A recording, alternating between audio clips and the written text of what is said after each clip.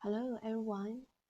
In this class, I'm going to introduce some amazing Chinese tea culture to you, including the history of tea, different types of Chinese tea, and Chinese tea ceremony.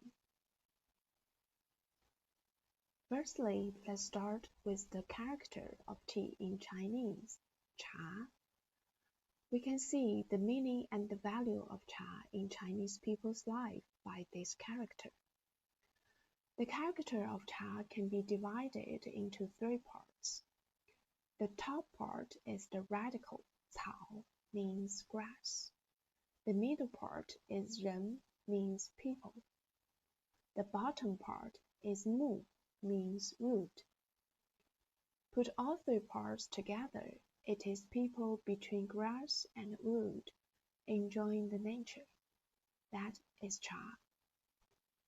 In Chinese culture, tea is very important. We say that with a good cup of tea, one can appreciate the beauty of life. As you may know, China is the homeland of tea, and the tea is the national drink of China. The practice of drinking tea has a long history here. But how did people create this beverage? According to popular legend, tea was discovered by Chinese Emperor Shen.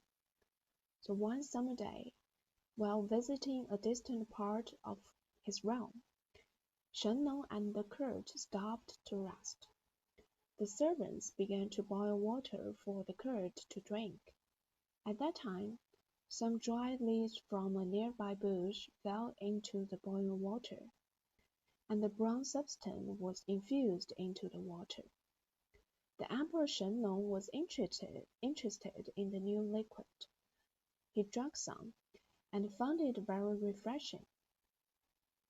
And so, according to the legend, tea was created in 2737 BC, which means that Chinese people have been drinking tea for almost 5,000 years. Shen is the first person who found tea, and the Taoist master Wu Lizhen was the first person who planted tea bush on Mending Mountain during Han Dynasty.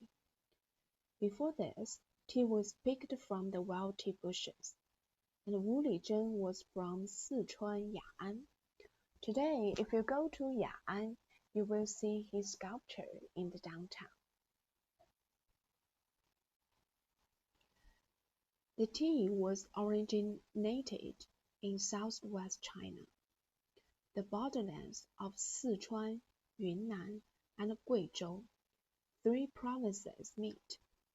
The tea became more popular from Tang and Song dynasty because it was traded and spread to other places of China via the Asian tea horse road. From the 6th century to the 20th century, people in Sichuan and Yunnan provinces traveled by foot and horseback to exchange tea for horses with people in Tibet, and thus the pathway was called the tea horse road. But generally speaking, in China, the ancient tea horse road was divided into two major roads, the Sichuan Tibet roads and the Yunnan Tibet roads, and continue to Nepal, Burma, and India. The Asian tea horse road is one of the highest and most dangerous Asian roads in the world, which not only treat tea and horse, but has carried and spread civilization and culture for centuries. Today, if you want to experience this famous trade route, you can go to Sichuan Ya'an, Meishan, Pujiang, or Qionglai. You may have chance to walk along the Asian tea horse road and have a tea trip of adventure and discovery. Before 8th century BC, the tea in China was primarily used as the medicine. The ancient Chinese people often boiled fresh tea leaves and drank the infusion. They believed that the tea reduced heat in the body and improved eyesight.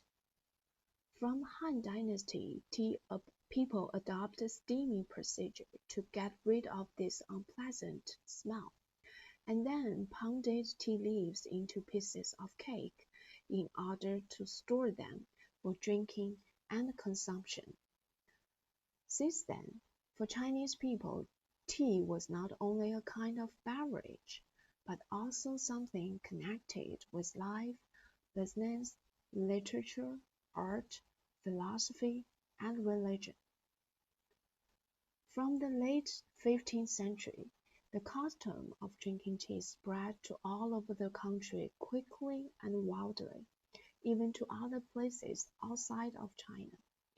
The East began to treat tea with the West, and the Western world gradually learned about the beauty and wonder of tea. Today, people drink and adore tea all over the world. We have afternoon tea in Britain, matcha in Japan, Turkish tea as part of that country's cuisine, milk tea with spices in India. Nowadays, tea is consumed around the world more than any other beverage except water. It is considered one of the seven necessities of Chinese life, along with firewood, rice, oil, salt, soy sauce, and vinegar. You can find lots of tea houses in China easily, especially in the top tea culture cities such as Beijing, Hangzhou, Kunming, and Chengdu. The diversity of styles and flavors of Chinese tea is unprecedented in other countries. According to the different tea processing, like steaming, roasting, brewing, fermentation, Chinese tea generally can be classified into six major types: green tea, 绿茶, white tea, 白茶, yellow tea, 黄茶, oolong tea, 乌龙茶, black tea, 红茶, 普洱 tea, or we call dark tea, which is 普洱茶 or 黑茶 in Chinese.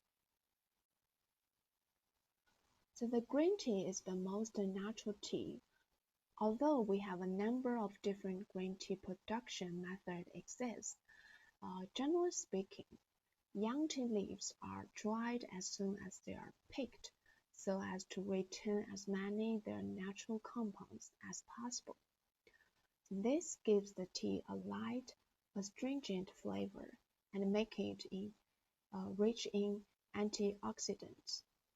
The most famous type of green tea is Dragon Well tea, 西湖龙井, produced in Hangzhou.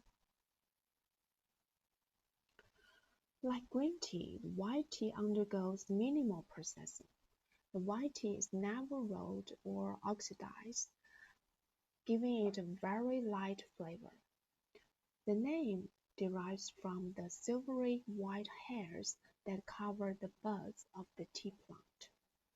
The most prized variety of white tea is white hair silver needle, 白毫银针, from Fujian province.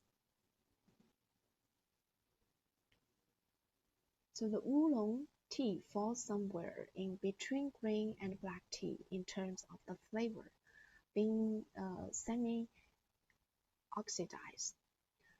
The taste is fairly mild, but it is stronger than you think, so don't drink too many cups of oolong tea before bed. The most famous types of oolong tea are Iron Buddha, 铁观音 from Fujian province, and Big Red Robe, 大红袍 from Wuyi Mountain in Fujian province. Yellow tea is one of the rarer and more expensive varieties of tea. It is produced by allowing the damp leaves to dry naturally under a cloth, giving it a mellower and less astringent taste than green tea. It was traditionally served in the imperial court, since yellow was an imperial color. So Junshan Yingzhen from Hunan province is the best known yellow tea. Black tea is actually called red tea, 红茶 in Chinese, referring to the color of tea soup once it is brewed. The leaves go through several processes, including drying, oxidation, and roasting, which gives the tea its signature black color. One of the most popular types of black tea is Qimeng Hongcha from Anhui province, which is smoked over burning pine and giving it unique flavor. The most famous variety of fermented tea in China is pu'er tea from Yunnan province. After being roasted and dried, the tea leaves undergo a process of microbial fermentation for anything from several months to many years. The pu'er is usually sold in round bricks, which are marked with the year and region of production. Pu'er tea is considered to be very good for the digestion and is often served with rich meals such as the dim sum. So next, I'm going to talk about the Chinese tea culture. So in China, the tea drinking is not only a daily routine, but it is an art, a skill, and an important part of Chinese culture. Personally, I consider Chinese tea culture as four aspects: the drinking tea, tasting tea, Chinese tea art, and Chinese tea lover. As first aspect, tea is taken as a main beverage to quench thirst. In the aspect of tasting tea, the quality of the tea is judged by the color, fragrance, and flavor of the tea, the water quality, and even the tea set. So when tasting tea, the tea taster should be able to savor the tea thoroughly. In the third aspect of Chinese tea art, the drinking attention is paid to the environment, atmosphere, music, infusion techniques, and interpersonal relationships. The last but not the least, the Chinese tea lore. It is the highest ambit of Chinese tea culture. The philosophy, ethics, and morality are blended into the tea activity. People cultivate their morality and mind and savor life through tasting tea, thereby attain joy of spirit. Chinese tea lore is several hundred years, possibly even thousands of years, older than that of Japan. It is said that Chinese tea lore places an emphasis on spirit and makes light of war. Tea lore has different representations at different historic periods. Teas are also various, but all types of tea embody the tea spirit of cleanliness, respect, joy, and truthfulness. Chinese tea ceremony is the combination of drinking tea, tasting tea, tea art, and tea lore. It refers to the method of preparation of tea, the equipment used to make tea, and the occasions in which tea is consumed in China. The tea ceremony originates in China, though flourished in Japan. Therefore, when people think of tea ceremony, they first think the Japanese tea ceremony. But both Japanese tea ceremony and Chinese tea ceremony come from with the wisdom of Oriental philosophy. Furthermore, Chinese tea ceremony reflects the central idea of Taoism, Confucian, and Buddhism, that is, the peace.